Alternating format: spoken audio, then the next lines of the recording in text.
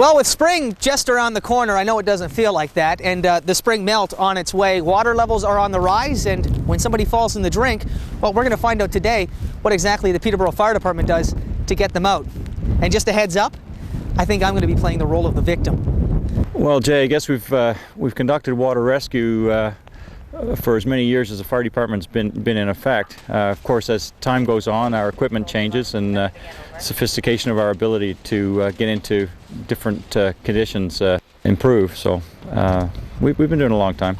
And over time, firefighters have adopted some very advanced tools and equipment, including the latest in survival suit technology. Unfortunately for me, kid sizes are not available. This is the Mustang Ice Commander rescue suit. It's basically a dry suit that allows you to enter ice water conditions and maintain your body temperature. Yeah, it keeps you very comfortable. The only exposed part of your body is your face. There can be little trickles of water that get in, but for the amount of time you're in the drink, it's not a big deal. Well, what's going to happen now that I'm suited up and tethered in my survival suit so I am safe is we're actually going to recreate a water rescue, and then Ed, Aaron, Dave, and the good captain here are going to get me out of the drink and show you just how the Peterborough Fire Department execute a water rescue, and made more difficult, of course, by the ice and the fact that this water is very cold.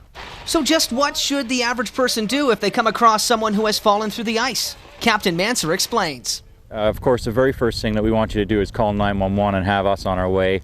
And the last thing that we want you to do is to go out on the ice and attempt to rescue yourself. Tell them to hang on, tell them that the fire department is on its way and that they will get them out. That's the best that they could possibly do. We certainly would not encourage anybody to get out onto the ice and attempt, because we'll end up perhaps with 2 casualties. Well, even in a controlled environment here on the Autonomy, wearing a survival suit, actually being tethered to the shore, surrounded by firefighters who do this for a living, I will say that there is that sense of panic, almost a sense of helplessness once you go through the ice. It's hard to climb back on. The ice is literally breaking under your hands, and it's very slippery and almost impossible to get a grip of. So I guess the best advice would be just to avoid this situation altogether, especially during the spring melt when water levels are on the rise and that ice is very thin.